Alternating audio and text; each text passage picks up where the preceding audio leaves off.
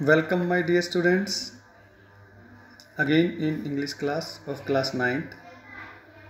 This is the textbook our beehive, and in this poem a legend of Northland we are doing, and this is the 5th video of this poem. And now we are going to discuss the question answer. In the previous video I have also discussed 3 questions of this poem, and now we are going to start the 4th question. Let us see. This is the 3rd question and we have done in the previous video, and now we are going to start our 4th question. देखिए बेटा, ये 4th question है. इससे पहले video में हमने जो 3 question है वो कंप्लीट कर लिए हैं, और अब हम इसमें बाकी के क्वेश्चन करेंगे. These are the textual questions. Okay, concentrate. How does the woodpecker get her foods. यहाँ पर पूछा गया है कि जो कटफोड़ा होता है यानी वुड पिकर जो होता है वो अपना भोजन कैसे प्राप्त करती है. यानी जो वो लिटिल वीमेन है जिसको वुड पिकर बनाया था, तो वुड पिकर पूरी पक्षी बजाती के बारे में पूछा है, वो कैसे अपना भोजन प्राप्त करती है. तो देखिए आंसर हमारे पास क्या आएगा. The woodpecker gets her food by boring and boring the hard and dry woods all the day long. ये देखिए, यानी जो कटफोड़ा है वो अपना भोजन प्राप्त करता है बोर करके, यानी अपनी चोंच से वो लगा रहता है सख्त और सूखी लकड़ियों में, और पूरा दिन. So the source of her food is would. इसलिए उसका जो भोजन का स्रोत जो है वो केवल लकड़ी है, वहीं से वो प्राप्त करता है. क्वेश्चन 5th है. यहाँ पर हर उसे फीमेल दर्शाएगा. ये पहले बता देता हूँ आपको, ये हर जो है वुड पिकर के लिए लगाया गया है. क्वेश्चन 5th हमारे पास है. Do you think that the old lady would have seen so ungenerous if she had known who Saint Peter really was. What would she have done then.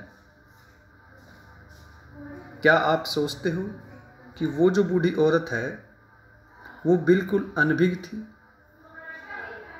यदि उसे पता होता कि वास्तव में ये सेंट पीटर थे तो भी क्या वो ऐसा ही बर्ताव करती? तो ये हमारी कुछ इमेज के ऊपर है. हम देखते हैं कि भाई हमारा अलग अलग विचारधारा हो सकती है, लेकिन कुल मिला के हमारे पास आंसर एक ही होगा. जब हमें भी पता है कि भाई ये भगवान है तो हम उसके साथ ऐसा व्यवहार नहीं करते. देखिए आंसर में क्या लिखा है. The old lady was unaware. फिर देखिए, the old lady was unaware of the fact, यानी वो बूढ़ी औरत लिटिल वुमेन आता बिल्कुल अनभिज्ञ थी. दैट द पर्सन, कि जो आदमी asking her for a piece of cake, जो उसे एक केक जो है एक रोटी जो मांग रहा है, वाद सेंट पीटर हिमसेल्फ, वो अपने आप में एक सेंट पीटर ही है. Being an old lady she must have be religious minded. एक औरत होने के नाते उसे शायद और अधिक धार्मिक होना चाहिए. देयरफॉर है इसलिए, आई थिंक मैं सोचता हूँ, that she would not at all be ungenerous और सेल्फिश हैड शी नॉन. तो यानी वो बिल्कुल अनुदारवादी या स्वार्थी शायद नहीं होती. आगे है आंसर हमारे पास. The real identity of Saint Peter. जब उसे सेंट पीटर की वास्तविक आइडेंटिटी यानी पहचान पता लग जाती. She would have given him all the pieces required by him to seek his blessing. तो क्या हुआ भाई, वो सारे पीसेस जितने भी केक्स के थे वो सारे उसे दे देती और उससे आशीर्वाद लेती। तो ये हमारी सोच है। क्वेश्चन 6 है, is this A true story? क्या एक सच्ची कहानी है? Which part of this stanza do you feel is the most important? और आपके हिसाब से इस कविता का सबसे इम्पोर्टेंट कौन सा हिस्सा है? आंसर देखिए। I complete agree with the poet.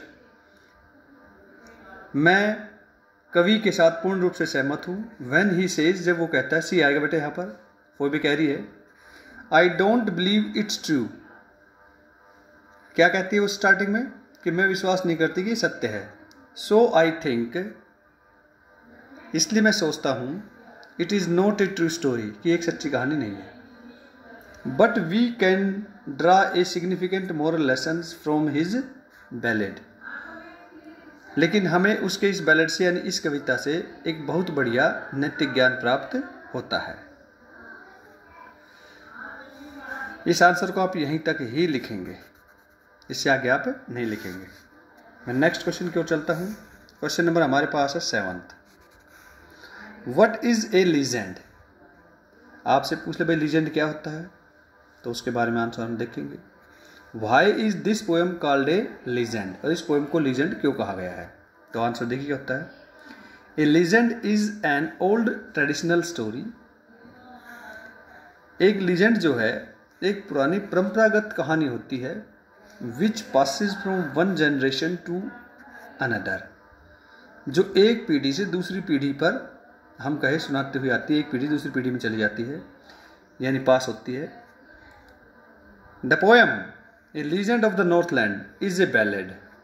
ये जो कविता हमारे पास, a legend of Northland is a ballad, ये एक बैलेड है, which disputes a traditional story, जो कि एक परंपरागत कहानी हमारे सामने बताती है। हियर्ड बाय पोएट, जो पोएट ने सुनी, from the people of Northland, जो नॉर्थलैंड के पीपल है उनसे। क्वेश्चन नंबर 8 हमारे पास है, write the story of a legend of Northland in about 10 sentences. 10 sentence में हमने इसकी स्टोरी लिखनी बेटा। देखिए कैसे लिखेंगे।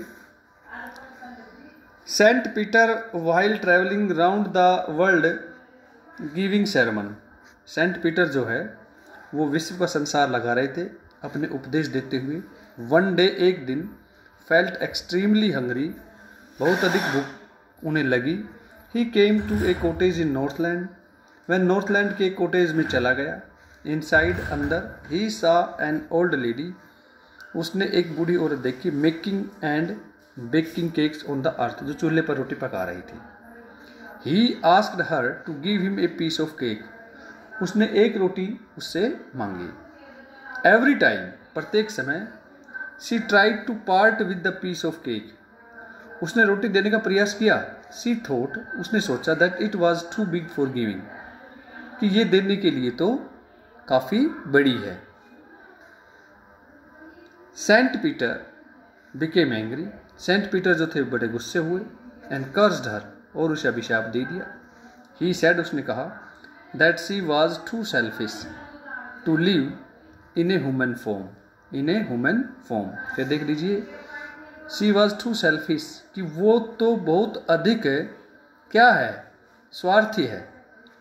To give, to live in a human form, और वो मानव के रूप में रहने के लायक नहीं। So he changed her into woodpecker, इसलिए वह उसे एक कटफोड़े में परिवर्तित कर देता है। टू लिव फॉर एवर, और रहने के लिए ऑन स्कैंटी फूड, कि थोड़ा बहुत ही भोजन मिलेगा उसे, और वो भी कैसे, गोट फ्रॉम बोरिंग द वुड, जंगल में सूखी लकड़ी में बोर करने के पश्चात।